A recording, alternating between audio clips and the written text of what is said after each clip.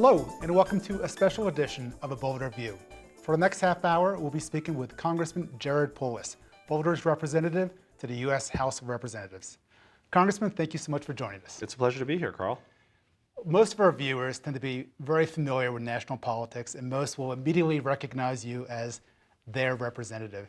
But your district goes way beyond the boundaries of Boulder. I know it goes to the east side of I-25, agricultural lands, to the western resort towns of Vail and Avon. How do you go about representing a district that is so large and so diverse, and what commonalities would you say people who live in that district have? Well, you're right. You know, the people of Boulder have a tremendous level of sophistication about political issues. I can get schooled on any issue from one of our wonderful constituents, and I get a lot of calls, and it's great because there's a huge knowledge base here. So I think most national problems, there are people in Boulder who are experts and have solutions on, which is great.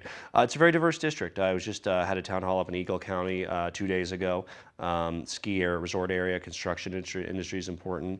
We have a lot of environmental issues up there, both with the pine beetle as well as some wilderness issues that we're working on. We have issues around kind of suburban communities closer to Denver, Adams County, et cetera, high growth communities in southwest Weld County. So it gives me the opportunity to represent a little cross section of America, which I think is valuable in Congress, and I certainly get ideas not just from Boulder, but really from the whole district. Right, right. But to some extent, you also see some commonalities in District 2. I don't know if when the district was created, there was a thought that there was a certain quality to it, perhaps? Or? Well, people are people, right? Yeah, so, right. You know, I think it gives me the opportunity to work on educational issues with CU, and I'm not too far from School of Mines or CSU, but I work on a lot of higher ed issues. I work on a lot of kindergarten through 12th grade issues. Now, those are statewide issues. Those are universal issues. Right. But I think, in particular, in this district, we certainly care a lot. Certainly, if you look at where the new jobs are being created in our area in Colorado, a lot of them are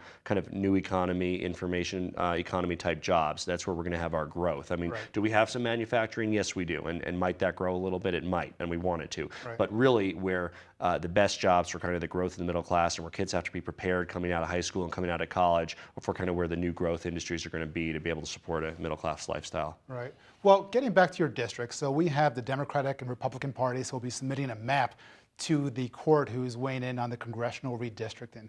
Do you have an opinion or a thought about how these districts should be drawn, and whether District 2 or any others should be competitive districts, as our General Assembly was considering? Some would say the competitive districts ensure that representatives are more responsive to the moderates. Is that something that you would favor? Well, you know, it's not really my place to comment on my own district. It's a little self-serving, but you and I both have been active in good government and common cause in the past, and I completely agree that having elections is an important part of our democracy. It sounds like common sense, but in too many districts in our country, we basically don't have general elections, and you have candidates decided in primaries, and it leads to this kind of partisan divide we have in Congress. So certainly as a whole across our country, I hope that there are more districts where we have real elections and find out who gets to represent all of the people in the district in November. Well, fair enough. Well, let's hope that Boulder is fortunate enough to continue to call you its representative. And in that regard, I wanted to speak to you a little bit about your office's relationship and work with the city of Boulder. And recently, you had a congressional field hearing on energy sustainability that you co-hosted with the city. Why is it that you chose to dedicate your very valuable time to work with the city on this issue? Well, we love working with the city of Boulder. I mean, the sophistication and the interest of both the council and the staff. Boulder always has a lot of innovative ideas, and sometimes those require some federal changes, whether it's waivers, whether it's a different policy, whether it's grants. So we've worked really closely with the city of Boulder, and they've just been a great partner. And we feel we kind of see ourselves as playing that federal support role. We work with our other cities as well, Thornton and Boulder being the two biggest cities that are in my district. So I thought we had some really phenomenal speakers at that. Everyone from former Governor Bill Ritter speaking about climate change and the imperative to address that, to former mayor and current Boulder County Commissioner Will Torres speaking about complete streets. What was the biggest takeaway you came away with? You know, the biggest takeaway for me is that, as I'm sure all of our viewers know, we haven't actually been a model for action on this front in Washington. We did try to pass a comprehensive energy policy. It actually passed the House, including cap and trade last session. It never became law. This session, there's really no movement in that regard. But despite inaction at the federal level, there's a lot of real movement forward right here in Boulder and in Boulder County, both from the public perspective in terms of the city and the county and some of the things we learned about that they're doing, as well as the private sector. We had a number of companies represented there, power tagging, Tenadrill. They're all doing very interesting things. They're things that it's a story that we need to tell across the state and nationally. Right. Well, speaking about the private sector, Boulder has been called as a bit of a hotbed for clean energy technology and industry. Why is it? As a former business person yourself and quite a successful one, why do you think that companies have tended to locate here and stay here? Well, you know, we just had it's very timely, actually. Just this morning, I joined Ed Perlmutter along with Michael Bennett and Mark Udall. We were over in Golden at the sort of a collaboratory effort between CSU Mines and CU in the renewable energy space. So certainly the presence of our research institutions, including National Renewable Energies Laboratory, is one of the reasons we have leadership. The other is we have had really forward-thinking state policies, especially starting with Governor Ritter and some of the initiatives that were passed at the state level to move this industry forward. Thirdly, we have good physical attributes for these areas in terms of wind and sun. So, I mean, we happen to be well situated in terms of deployment of some of these technologies as well. So a combination of the academic side, the potential for spin-offs and tech transfer, the geophysical traits of Colorado, I'm confident that we can grow our lead as a critical growth in the sector of renewable energy. Well, so one of the goals for the city of Boulder in co-hosting this congressional field hearing was to bring more attention in Washington, D.C. to the work of Boulder as an innovation center. And to some extent, we've already are seen that way throughout the country and even internationally. Our mayor and other city representatives are often invited to speak on the topic at symposiums and conferences.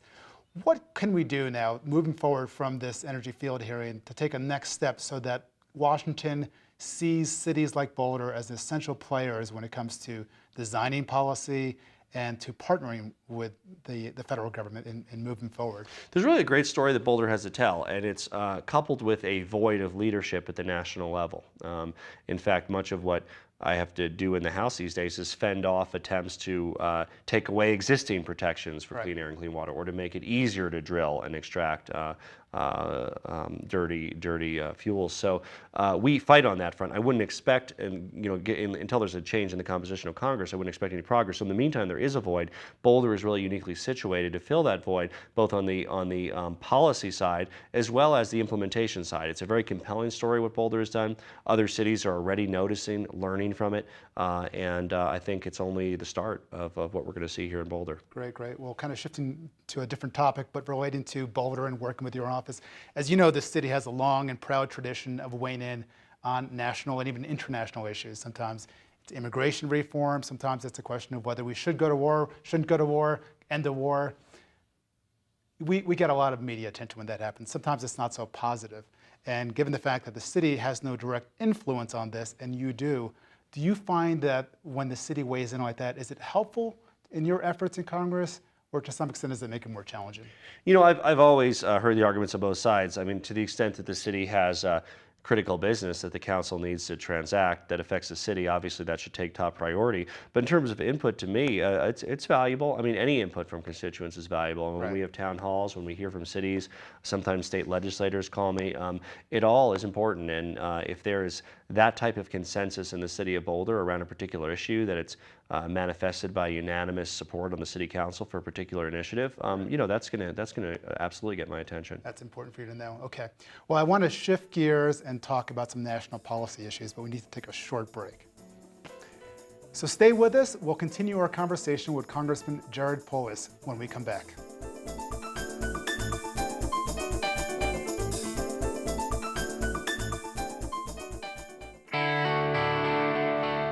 Drinking and driving can cost you your license, your job, even your life. Designate a sober driver. It isn't just something we say. It's something you can actually do that will save you, your family, and your friends more than you realize.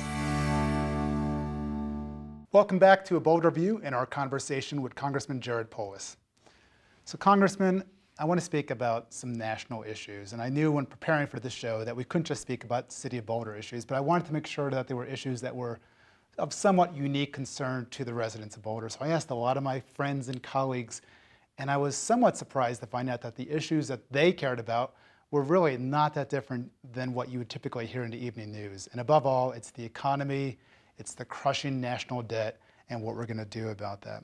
And given the drama that we saw play out just recently between the Democrats and Republicans in trying to lift the debt ceiling, what do you think we can do to move forward on this? And do you have any hope for our ability to make some significant progress on this moving forward? So when you look at the dimensions of the issue, kind of the deficit and debt issue, it's much more of a medium and long-term threat to the fiscal integrity of our country than a short-term threat. So particularly in a recession, we want to be very careful about any cuts that affect those who are out of work and those who need the help right now, as well as economically the kind of counter-cyclical effect that can have to stimulate the economy. In the medium and long term, it's absolutely better to make changes now to ensure that we're on good fiscal footing, particularly for our entitlement programs, Medicare, Social Security, so people have the confidence that those are going to be there. People don't have that now because you can look at it actuarially and you know that we can't afford what we're doing now and the way we're paying for it now. So that's why President Obama sought a $4 trillion package of deficit reduction. I find it somewhat ironic that, in fact, a kind of Tea Party component of Congress that was elected based in part on anger against the debt and deficit actually resulted in less deficit reduction. Instead, we wound up with $1 trillion in deficit reduction instead of the $4 trillion that the president sought, working with the speaker who was open to that, but then was unable to deliver on it because of his own Tea Party contingent. Right. There's so many people who are speaking, who are writing in the media or saying there does need to be a balanced approach. Of course, balance is code for saying some tax increases. It seems like tax rate increases are probably not going to be possible, but the possibility of closing some loopholes and having some revenue increases, what would you say? Do you think that's going to be possible with this Congress? You know, I've generally agreed with the president on these issues, and you know, I certainly don't agree with him on everything, but on these issues that we should not raise taxes on the middle class. I would rule out anything. I mean, families making 60, 70, 80,000 a year and many have had no raises for several years. I'd strongly oppose that. We should let the tax cuts expire for people making over $250,000 a year. Warren Buffett recently wrote an excellent piece on that. It's just simply we can't afford them. It's not a matter of going after the rich. It's a matter of not coddling the rich. I mean, why are they paying such a low rate that we can't afford? So that should be part of it. You're right, there's political resistance to that coming from Republicans. The other revenue source that's out there are eliminating corporate tax loopholes. And these are what lobbyists have effectively put into the code for big companies where, it could be everything from tax credits for various activities to preferential treatment under the code that might only affect a handful of companies. We saw that GE paid close to zero taxes. So what would we do is we would eliminate all of these tax loopholes, use some of that revenue to bring down the overall corporate tax rate, and some of that revenue for deficit reduction. And that's absolutely my opinion. What some Republicans are saying are no, use all of it to bring down the rate, use none of it for deficit reduction. And so I'm hoping we can come to some middle ground, because I think it simply makes sense if we're eliminating loopholes. Yes, we're all fine with using some of that to reduce the rates, but the whole reason we're engaged in this exercise is we've got to do something about the deficit as well. Well, it's interesting. So we have, of course, the big stick. We have a super committee that's making a recommendation by Thanksgiving. If they can't land on a recommendation that Congress can support, it seems like there's just across-the-board cuts that I would think most people, perhaps not everyone, most people would think is not the better way to go. It's 50% from defense, 50% for non-defense, and I don't think it's the kind of strategic cuts that anybody would think are the best approach to go. At this point, I'm asking you to do a little prediction. Do you think there's some possibility for the super committee to actually succeed in landing on a recommendation that could be approved? Well, I recently, just in the last couple of days, talked to a couple of the members of the super committee, Chris Van Hall and Javier Becerra, and one of my suggestions is that they include immigration reform in the context of revenue producers, because we're in this dilemma here where in my opinion, too many Republicans have taken this pledge, no taxes, and somehow they also include eliminating corporate loopholes as tax increases. So it's very difficult to get them to put revenues on the table. Well, we all know that needs to be part of a balanced solution. So there's another way to get revenues on the table, and that's to have more taxpayers. And that doesn't necessarily mean admitting more people. It simply means making sure that people who are already here are here in a way where we're sure that they're paying taxes. So if we can have some dynamic, every time we score immigration reform or even the DREAM Act, those all create revenue for the federal government because this is underground money now. Do they pay, do illegal immigrants pay taxes? The answer is yes, sometimes, but probably we don't know, right? I mean, they're obviously paying sales taxes. They may not be paying income tax. They're probably paying property tax. We want to be sure that they're paying all their taxes. That's a net revenue gain for the federal government, and that can be the revenue that's contributed to reduce the deficit. Well, it's very interesting there's so many possibilities about what can be tied into what, this is a budget bill, but there's a lot of policy issues that can be tied in. You bring up immigration. I know that's an issue that's very important to you. It's important to the city of Boulder. The issue of immigration reform, comprehensive, and the DREAM Act in particular, which, if I understand correctly, would allow children that were brought to this country illegally, but just at a very young age, who stayed out of trouble, graduated high school, and completed 2 to 4 years of college, and give them a citizenship or a pathway to citizenship.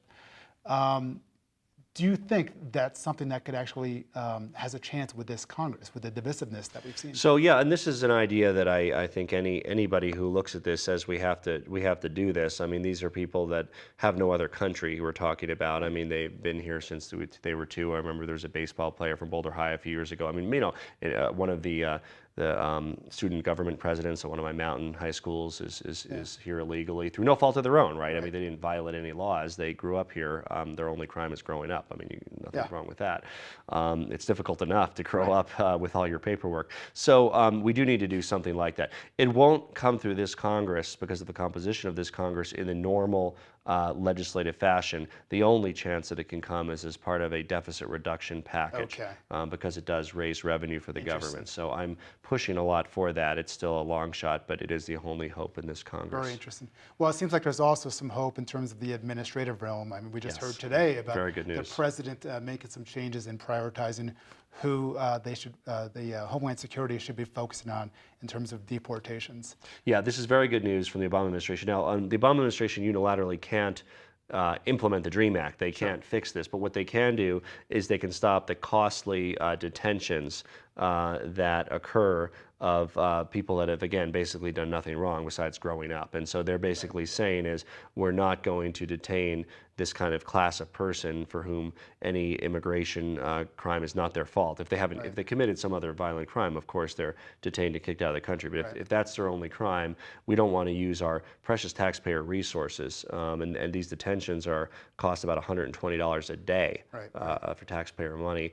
We don't want to use them on people that are otherwise contributing to society or an important part of America. And as you said, many of these people have nowhere to be deported to. And that's the funny part. I mean, literally, if you send them to a country where they know nobody, they may not even speak the language well. I mean, maybe they speak it, but they've never been schooled in it. They don't know anybody. It doesn't make any sense for them to go there. They're American. I call them de facto Americans. I mean, they're Americans in fact. It's yet to be recognized on paper.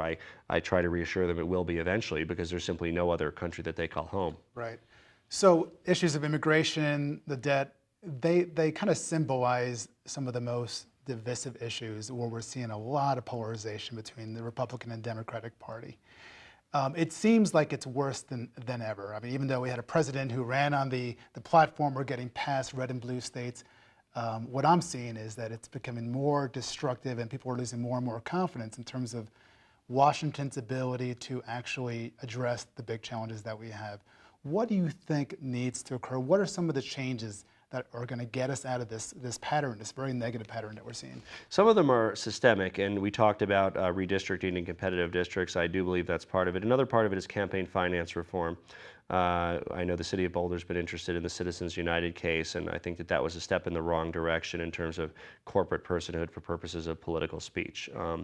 And when we look at our campaign finance system, I have been and continue to be a supporter of public financing of campaigns. I think that when you look at how PACs and lobbyists fund campaigns, and when these companies are funding 5,000 here, 10,000 there, they're doing so because they get more back in tax loopholes and all these other things. So it's really penny wise and pound foolish, and we wind up really saving taxpayer money by just paying for it on the front end and having a government that inspires more confidence based on its composition and is not sold out to the highest bidder. So I think that would be a big part of it as well. The other part is larger than just us. It's just the civil discourse of society as a whole. I mean, to a certain extent, your Congress will reflect the divisions of your society. And quite frankly, our society is quite divided right now. I mean, we have disparate media. We have right-wingers listening to right-wing media, left-wingers listening to less left-wing media. We have different talking chambers, different echo chambers. So there's nothing that we at the central level can do to fix that. Obviously, we have free speech in this country, but it's something where I hope society evolves in a more direction of more civil discourse. Right. Well, you spoke before about our past history and working on some good government issues. And in that regard, speaking about structural change, some of the ideas people are proposing are, in fact, I think there was an article in the Atlantic Monthly just recently about the need to have open primaries where you can have both the Democrats and Republicans vote together for who should be on the ballot.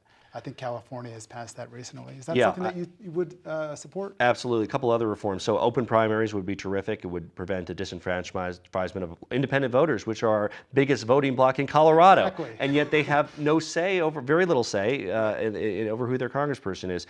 Sunshine laws at the federal level. We have them at the state level. They've been in place since the early 70s. This basically means, and many of your viewers may not know this, but your city council certainly knows it, your state legislators know. When city council meets, if 2 or 3 of them are meeting to discuss city business, they have to notify the public of that meeting, and they can't do it secretly. Guess what? At the federal level, not only can we meet secretly, but that's the rule. I mean, the only time you meet publicly is when it's heavily scripted and you're reading off a thing. I mean, it all happens behind closed doors. It shouldn't. I mean, and people say, oh, that'll never work. Well, it works fine in Colorado. It works fine in Boulder. Is it a little bit of a nuisance to office holders? Of course it is, but the benefit is far more than the cost of that as well. So, I mean, these are some of the kind of, and another common sense reform that Colorado has, and I have a bipartisan bill. I don't think there's any other bills that I co-sponsor with Doug Lamborn of Colorado Springs, one of the most conservative members of the House, but he served in our state legislature before, and we both agree that we should have the single subject law at the national level as well. This, again, in Colorado means that when there's a bill in our state legislature, it's about one thing, and you can only amend it on that topic. What we have in Congress are these Christmas tree bills that have 150 unrelated things in them,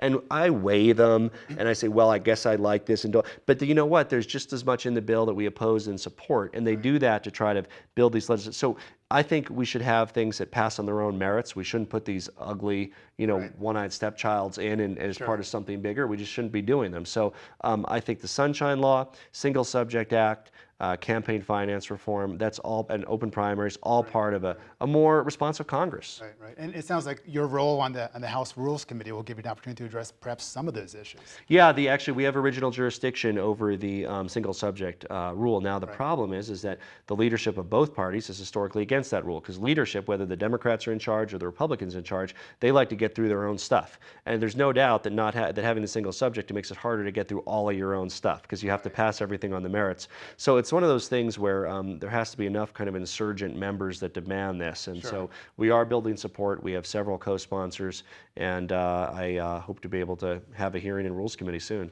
Well, let me shift gears again and speak to you about a somewhat less controversial topic than immigration reform in the DEP, and that's medical marijuana.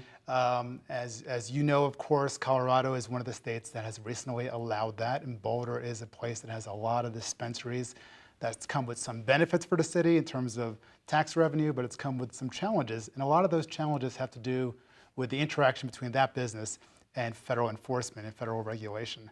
I know you've introduced some bills that attempt to address this. Can you speak about what those bills are and why you've chosen to tackle this issue? Yeah, this is a very clear-cut one to me. I think whatever Colorado voters in the state of Colorado wants to do in this area, there's no nexus for federal action to prevent that. So if Colorado voters want to have medical marijuana, if they want to have legalized marijuana, if they want it to be illegal, I think, and I as their member would respect all those things. But currently at the federal level, there's a lot of uncertainty and sort of risk to the strategy that Colorado's taken. Now, there has not been any mass enforcement action against dispensary owners or anybody else in Colorado, but there's always that fear. And there's been mixed messages from the Obama administration on this issue. So we are trying to, I'm the co-author of statutory changes that would clarify this, including allowing banking activities to occur, the decriminalization at the federal level, again, leaving it up to states and local governments. For medical marijuana. It would give states broad discretion. So, I mean, I don't, this isn't the type of policy, just like with alcohol policy, we don't set that in Washington. Right. And some communities in my district have banned marijuana dispensaries, others have them, and you're right, they come with costs and benefits. In fact, one thing at the federal level now is we have all of the costs and none of the benefits. Namely, we're not currently, we talk about revenue, we're not currently taxing the medical marijuana industry in the 15 states that exist. That's another deficit reduction vehicle there. And not only that, it's costing the federal government huge sums of money to enforce marijuana laws, 850,000 marijuana arrests in the last year. That's a very expensive endeavor.